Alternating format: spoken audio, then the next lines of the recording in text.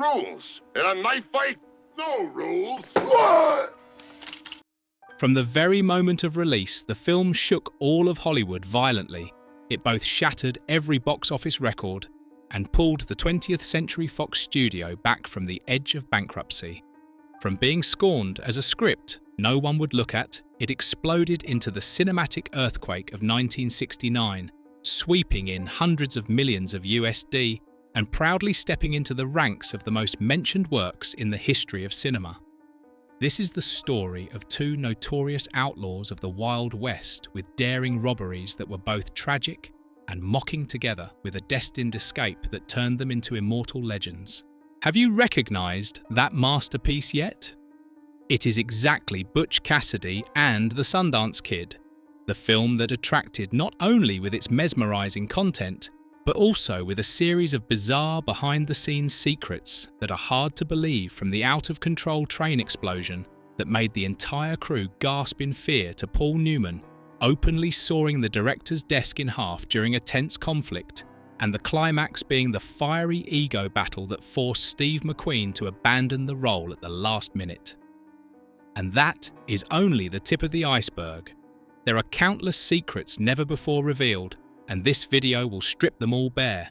Get ready, because behind the aura lies an entire world of exploding drama. 20. A cowboy movie, but the actor hated horses. Although shining with captivating charisma on screen, Paul Newman actually did not carry any cowboy soul. Contrary to the Western romantic image, he particularly disliked horseback riding, an unbelievable paradox when Butch Cassidy and the Sundance Kid is exactly the symbol of the cowboy genre. This quickly became a huge challenge for the crew, because the character Butch had to radiate confidence, comfort on the horse's back, like someone who lived his whole life outside the law. While Robert Redford rode horses as naturally as breathing Newman, often looked awkward and uncomfortable. Director George Roy Hill and the stunt team had to find all possible solutions, choosing clever camera angles, shortening riding scenes, and using doubles for sequences requiring high skills. The long shots of galloping were mostly performed by stuntmen, while the close-ups exploited Newman's eyes and witty expressions. Thanks to that, the audience did not realize his awkwardness at all. Even more, that clumsiness accidentally made the character more special. Butch was not the typical tough cowboy model, but a cunning, quick-tongued man. A thief charming by his smile and not by the saddle. What do you think about this, that a cowboy hated horses? Please share in the comments section below. 19. Catherine Ross and the Unforgettable Grudge.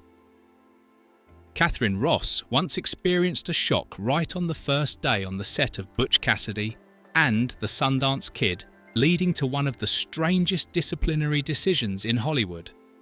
That day, the crew was preparing to shoot the dramatic opening train robbery with 5 cameras, but only 4 operators. Conrad Hall, the chief cinematographer and also Ross's boyfriend, asked her to fill the gap, giving her quick instructions on how to operate the camera. Ross eagerly participated, thinking it was just a harmless experience. But director George Roy Hill did not think so. He kept silent the whole day, then at the end issued his decision banning Catherine Ross from setting foot on set whenever it was not her scene. The noteworthy point is that Conrad Hall, the one who actually let her sit in the camera operator's chair, was not punished at all. From then on, Ross carried the bitterness inside, once frankly saying, "Any day staying away from George Roy Hill is a great day." This tense relationship lasted throughout the production, leaving an unforgettable mark in her career. If you were Ross, how would you handle it if the director punished you like that? Please share that in the comments below. 18. The reckless jump that almost cost Redford his life on set. One of the lifetime moments in Butch Cassidy and the Sundance Kid is the reckless jump from the cliff into the rushing river. It is both a tense climax, an unexpected humorous twist, and also symbolic. According to Hollywood tradition, such dangerous scenes would be performed by stuntmen. But Robert Redford firmly refused, insisting on doing it himself. This decision shocked the entire crew, especially Paul Newman. With vast experience, Newman considered the jump too risky and even teased Redford that he didn't know what he was throwing himself into. But Redford at that time was in the period of proving himself. He wanted to show that he was not only a handsome face, but an actor dedicated enough to risk safety to fully embody the role. The crew reluctantly agreed after applying many safety measures. And then, in front of the camera, Redford stood on the edge of the cliff below, was the roaring water, and jumped straight down. The camera captured not only the jump, but also the trembling expression, the burst of adrenaline, and the real fear, all creating a rare sense of authenticity. You did not see an anonymous stuntman, but exactly Sundance Kid challenging death. 17. The money move of Ross that surprised all Hollywood. While Paul Newman and Robert Redford rose to become Hollywood legends, Catherine Ross had a completely different experience. Ross was not satisfied with the script, believing that the character Etta was only a tool to push the story but had no real depth. When her requests for adjustments were not met, she chose a bold path rarely seen at that time. Instead of receiving a fixed salary, Ross negotiated to tie her pay to the film's profits. This was a risky gamble because the Western genre at that time was in decline, and hardly anyone dared to be sure Butch Cassidy and the Sundance Kid would succeed. Yet the film became a global blockbuster, one of the highest-grossing works of 1969, and continued to generate profit for years. Ross's decision brought her earnings far beyond most conventional contracts, affirming her remarkable business acumen. Though her screen time was much less than Newman or Redford, Ross eventually had financial rewards equal to even more sustainable than theirs. 16. When Paul Newman's blue eyes paralysed the crew. When mentioning Paul Newman in Butch Cassidy and the Sundance Kid, do you immediately think of the mesmerising confidence of a thief who can charm anyone into an adventure? But behind the camera, Newman encountered an incident that seemed small but almost paralysed the whole crew. A serious eye infection. During the days of shooting in Mexico, chosen as the Bolivia setting, Newman's famous blue eyes suddenly became swollen, sensitive to light, making him almost unable to act. For a star whose eyes are the heavy weapon, this was nothing less than a disaster. George Roy Hill was forced to stop filming, freezing the production schedule and pushing costs up day by day, while the film had already been doubted by the studio about its potential for success. Newman endured treatment, rested, and quickly returned, continuing to act with professionalism that earned the crew's respect. The incident then passed, but it showed the fragility of cinema. Just one personal health problem is enough to shake $1 million project. And for Newman, this moment was a reminder that behind the aura of a legend, he was still a human being as vulnerable as anyone. 15. The out-of-control train explosion that left the whole crew stunned.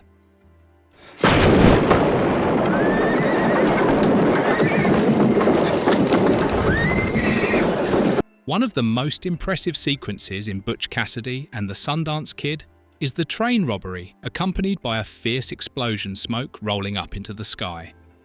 On screen, everything looked perfect, bold but tightly controlled. However, behind the camera, this was one of the most tense moments of the shoot.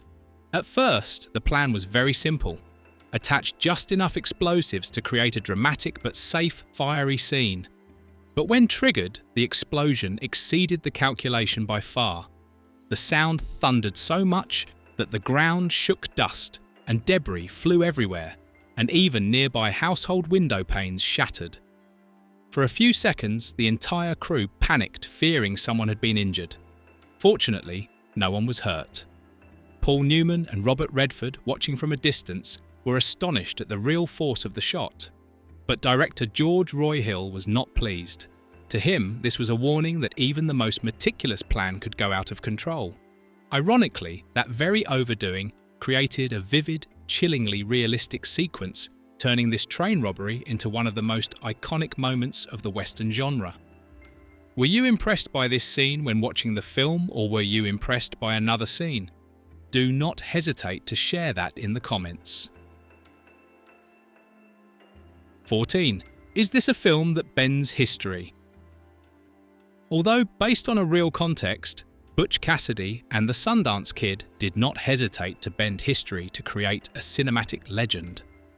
The most controversial point is the ending the immortal freeze frame when Butch and Sundance rush into the bullets of the Bolivian soldiers.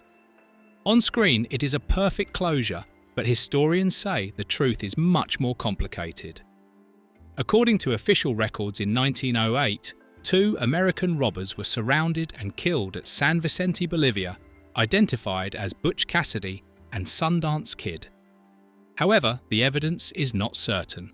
Many researchers, and even their descendants, believe the pair faked their deaths, then quietly returned to the United States under new identities. Rumors of seeing them appeared scattered in Wyoming, Montana, even as far as Washington state. In particular, some claimed Butch lived into the 1930s under the name William T. Phillips, a miner who looked identical and even wrote memoirs that revealed the shadow of a criminal past. Screenwriter William Goldman understood these debates well, but instead of trying to separate truth and falsehood, he chose to elevate ambiguity into art. With the freeze frame, he left the audience not with a cruel death, but with an immortal legend. 13. The legendary song was once bluntly rejected by Robert Redford. One of the most beloved songs in film history, Raindrops Keep Falling on My Head, almost did not appear in Butch Cassidy and the Sundance Kid just because one of the 2 main stars extremely disliked it.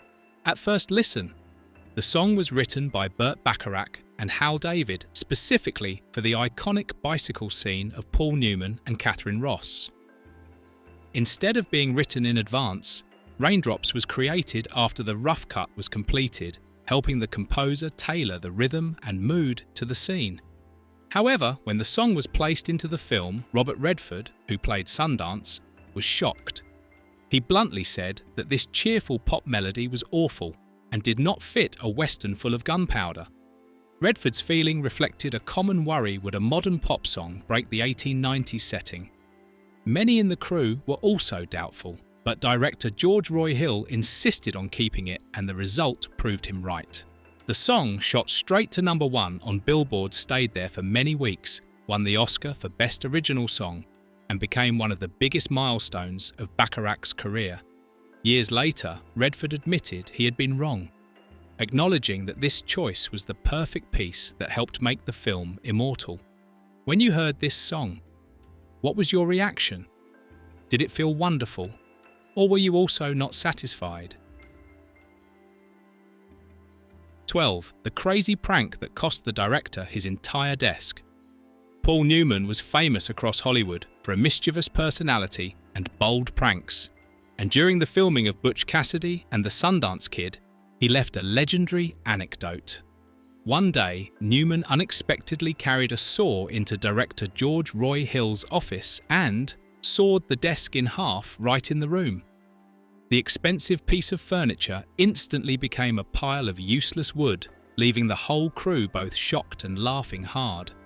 Behind that extreme joke was a very Newman-style reason. When asked why he did it, he calmly answered, "Hill has not paid for the liquor he borrowed from my office." This witty excuse shows how Newman turned even a debt matter into a reason to stage a comedy right on set. The desk sawing was not an exception, but only one among countless tricks Newman played throughout production. He treated the set like a playground to release a sharp sense of humour, helping create an atmosphere both tense and full of laughter. More notably, George Roy Hill seemed not angry, even accepting the prank with rare tolerance. This balance between a mischievous spirit and a positive working relationship turned this story into part of the film's legend. Proof that behind Hollywood's serious facade, there always exist unforgettable light moments. 11. The bicycle scene almost disappeared due to the studio's cold decision.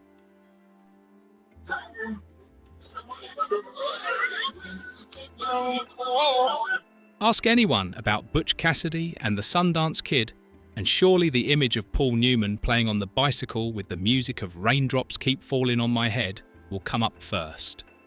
It is a scene both charming and strange, completely breaking all the standards of Western films at that time. However, few people know that this scene almost got erased right from the editing stage, when the studio executives first watched the montage. They were deeply shocked.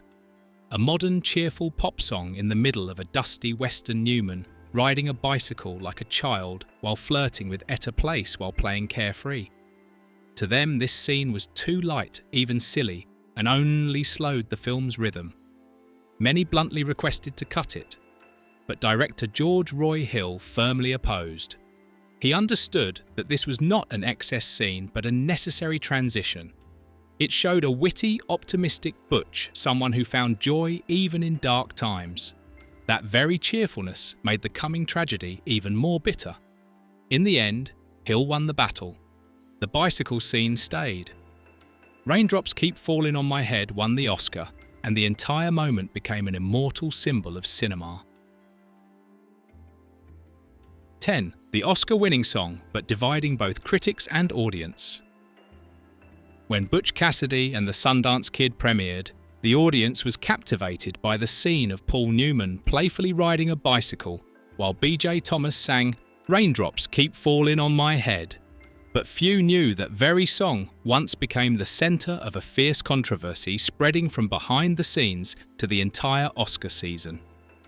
Composed by Burt Bacharach and Hal David, Raindrops carried a modern pop sound completely opposite to traditional cowboy music. Many critics praised it as genius boldness, bringing cheerful contrast to the film's tragic tone. But not few were furious, claiming the song was too misplaced, even distorting the 1890s setting. The studio executives once tried to remove it, and some crew members also strongly opposed. But director George Roy Hill resolutely kept it, and the song not only stayed but became a phenomenon. Raindrops quickly climbed to the top of the Billboard chart, then unexpectedly won the Oscar for Best Original Song. This victory ignited another wave of debate. Some said it was too pop to deserve it. Others affirmed it had softened and broken the rigidity of the Western genre. Until today, Raindrops is remembered not only as an immortal hit, but also as one of the most controversial victories in Oscar history. 9. The script no one dared to buy became a $400,000 USD shock. Before Butch Cassidy and the Sundance Kid became one of the masterpieces defining cinema of the late 1960s, its script nearly got buried forever.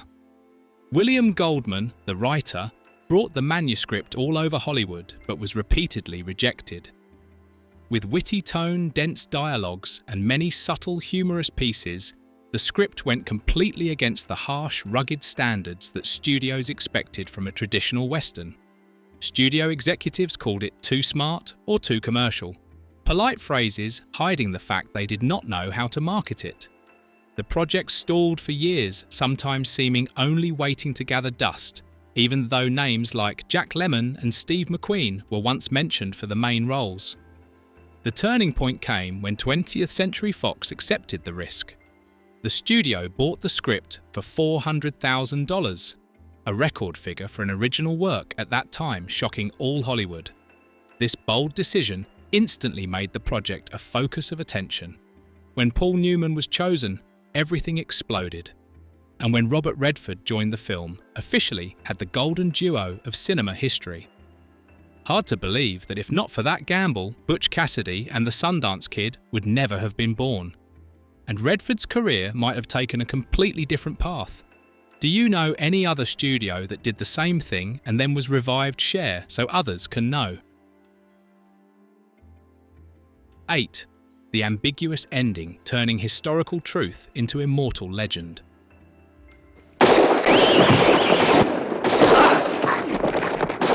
Few endings in film history leave as strong an echo as the final moments of Butch Cassidy and the Sundance Kid. In the dense encirclement of Bolivian soldiers, Butch and Sundance rushed out of their hideout, guns firing non-stop. Then suddenly the image froze. Gunfire still echoed, but the audience saw only two immortal outlaws mid-run defying fate. At first, this was not the intention. William Goldman's script ended with a bloody massacre both falling in a hail of bullets, a clear and brutal conclusion.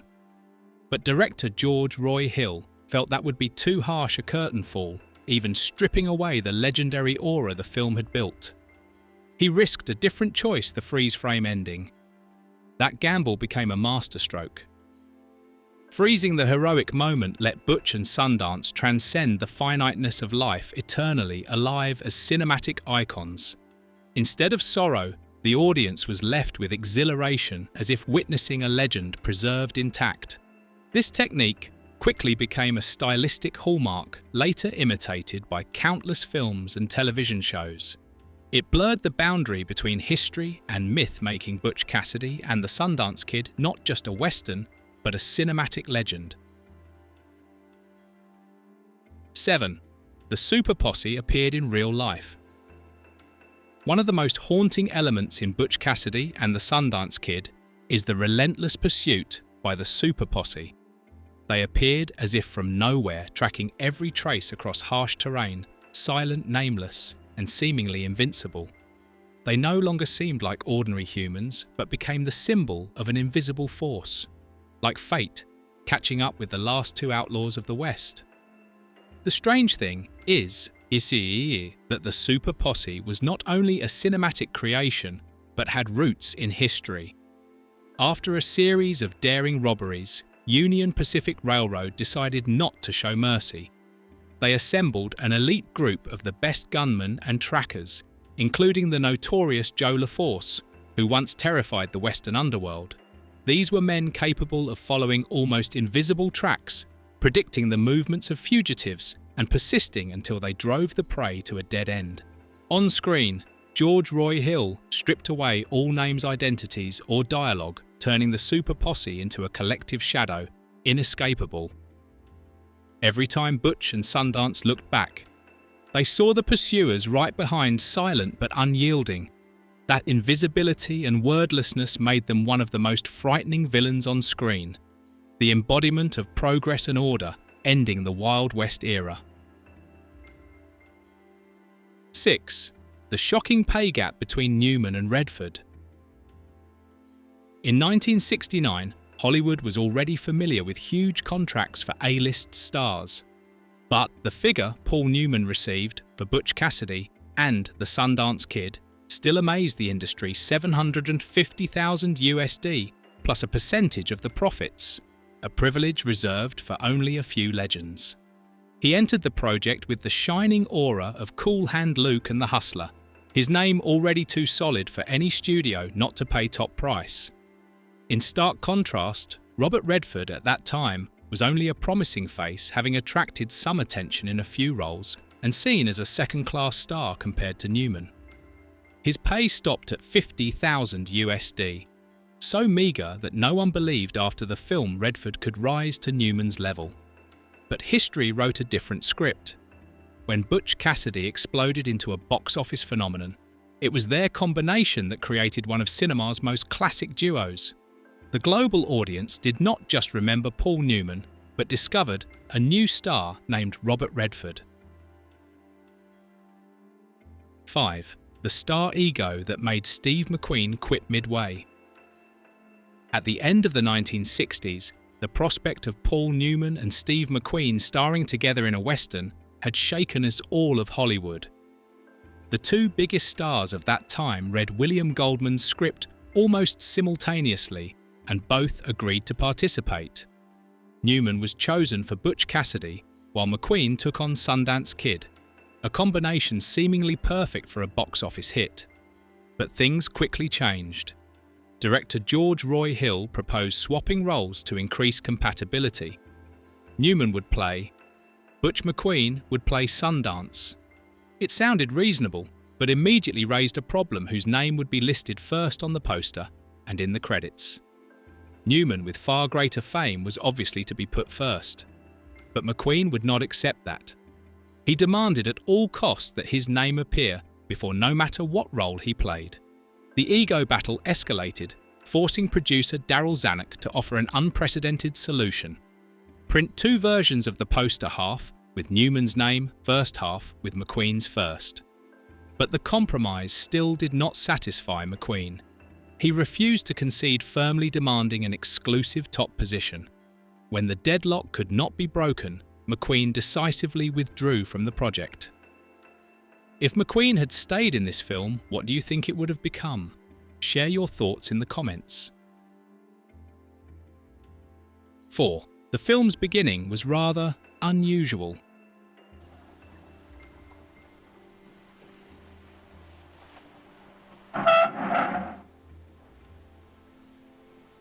From the very first moment, Butch Cassidy and the Sundance Kid broke every convention of the Western genre. Instead of starting with a vast desert or a tense gunfight, the film opened with silent footage in sepia red-brown tones reminiscent of early 20th century reels. Those grainy images not only created the feeling of watching a documentary, but also introduced the audience to a world where the boundary between history and legend was blurred. The notable thing is that this was not the original plan. Director George Roy Hill decided to add this sequence late, believing the audience needed a premise. Butch and Sundance were not just two robbers, but had already become cultural icons in American imagination.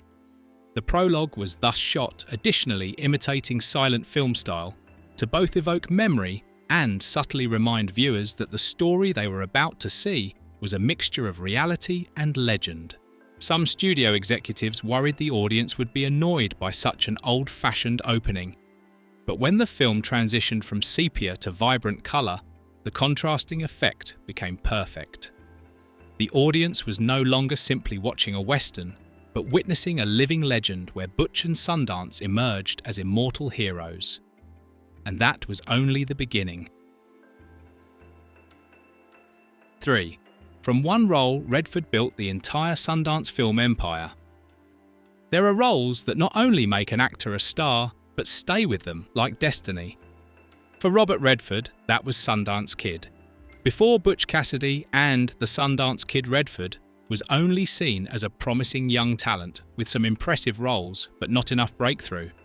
But when the film premiered, the name Sundance immediately became a symbol tied to his charm, rebelliousness, and cinematic appeal. The role's influence was so great that Redford made it the foundation for his later career. In the 1980s, he founded the Sundance Institute, a non-profit organisation to support independent filmmakers. Soon after, the Sundance Film Festival was born, quickly becoming the largest independent stage in the world, completely changing the face of the film industry. The name was not chosen by chance. Redford deliberately picked Sundance to honour the role that transformed him from promising to legendary. It was both a brand and a personal legacy, proof of an irreplaceable turning point. And if not for that Sundance role, today's independent cinema might have followed a completely different path. 2. Hole in the Wall was a film set. In the audience's eyes, the Hole in the Wall hideout appeared wild, rugged, as if directly taken from the infamous outlaw land in Wyoming to the screen. But the truth was more surprising. The crew never set foot in the real Hole in the Wall. Its terrain was too remote, treacherous, and nearly impossible to transport hundreds of staff, equipment and props. The logistics alone would have burned the budget and schedule. Faced with this, George Roy Hill made a bold decision: build the entire hideout in Utah near the Red Rocks of St. George. The production designers worked with rare meticulousness. They constructed fake entrances, added rustic details, and placed the whole set against the majestic red cliffs. When the cameras rolled, everything combined into a scene convincing enough that the audience believed they were witnessing the gang's impregnable hideout. This substitution not only saved time and money, but also helped the film maintain its tense, seamless pace. That way, the actors focused entirely on their roles, while the crew comfortably captured beautiful shots without terrain obstacles. And this very illusion trick turned Hollywood into a master at molding reality into legend. 1. the classic fame battle that changed Hollywood history. Behind the scenes of Butch Cassidy and the Sundance Kid, no drama was bigger than the ego clash between Steve McQueen and Paul Newman. The two top superstars of the 1960s were expected to form a legendary duo on screen. But just one seemingly trivial detail, the order of names on the poster, shattered it all. According to Hollywood's unwritten rules, the name order reflected power and status. Newman, then a blazing star, was naturally placed first, but McQueen refused, demanding at all costs his name be put first. The conflict escalated so much that producer Darryl Zanuck proposed an unprecedented solution.